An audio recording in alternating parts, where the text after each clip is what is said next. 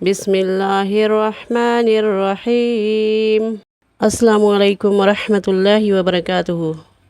ناظرین، یہ حقیقت ہے کہ انسان زر، زن، زمین، زر یعنی سونا، زن یعنی عورت اور زمین کے لیے کچھ بھی کر گزرتا ہے۔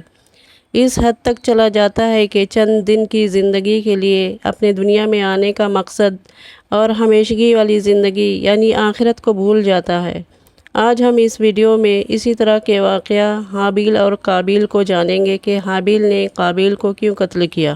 حضرت حوا اور آدم علیہ السلام کو ممنوعہ درخت کا پھل کھانے کی وجہ سے جب جنت سے نکال کر دنیا میں بھیج دیا گیا تو دنیا میں آ کر ان کی بہت سی اولادیں ہوئیں۔ ان میں سے حابیل اور قابیل بھی ہیں جن کا ذکر قرآن مجید میں آیا ہے، جس کا ترجمہ آگے پیش کیا جائے گا۔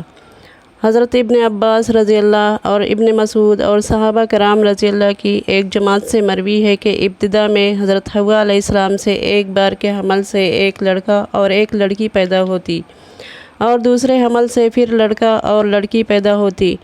چنانچہ ایک حمل سے حابیل اور اس کی بہن لبوزہ پیدا ہوئی اور دوسرے حمل سے قابیل اور اس کی بہن اقلیمہ پیدا ہوئی۔ اقلیمہ لبوزہ سے حسین و جمیل تھی۔ اس وقت اصول کے مطابق حابیل کا نکاح قابیل کے بہن اقلیمہ اور قابیل کا نکاح حابیل کے بہن لبوزہ سے ہونا تھا۔ چونکہ اقلیمہ لبوزہ سے حسین تھی، اس لیے قابیل چاہتا تھا کہ دستور شریعت کے خلاف اس کا نکاح اقلیمہ سے ہو جائے، لیکن آدم علیہ السلام نے حکم شریعت کے مطابق حابیل کا نکاح اقلیمہ سے کر دیا۔ قابیل کو اس سے رشک پیدا ہوا اور دل ہی دل میں حابیل کا دشمن ہو گیا۔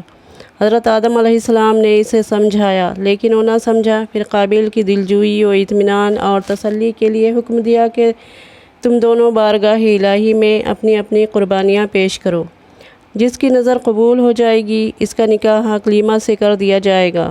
دستور تھا کہ کھلے میدان میں ہر شخص اپنی اپنی نظریں رکھ آتا تھا۔ آسمان کی طرف سے ایک آگ آتی اور جس کی نظر قبول ہوتی اس کو کھا جاتی۔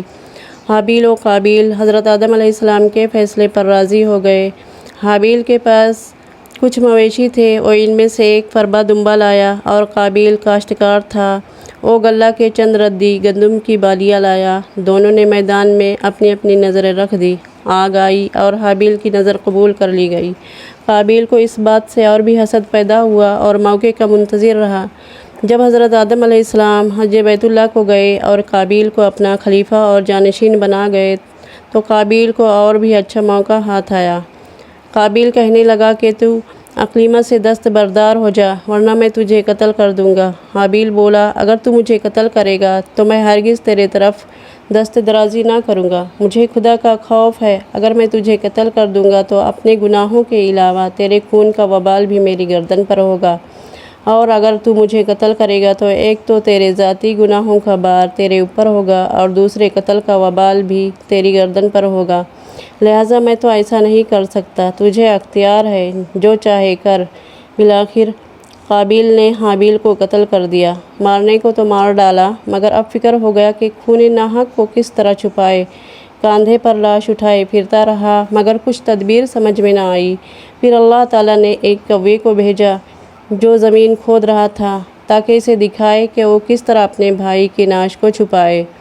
قابیل کو پھر سمجھ میں بات آ گئی۔ اس نے بھی زمین کھود کر بھائی کی لاش کو دبا دیا اور خود عدن کی طرف بھاگ گیا۔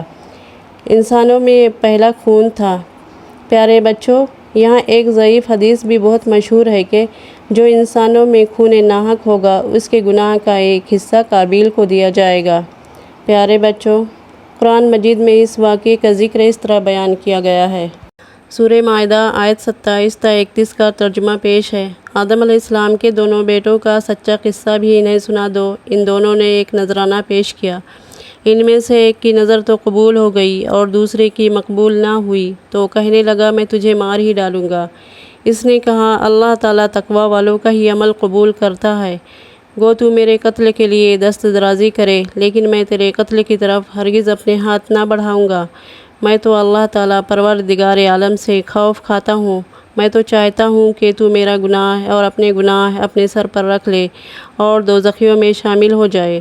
ظالموں کا یہی بدلہ ہے۔ بس اسے اس کے نفس نے اپنے بھائی کے قتل پر آمادہ کر دیا۔ اور اس نے اسے قتل کر ڈالا، جس سے نقصان پانے والوں میں سے ہو گیا۔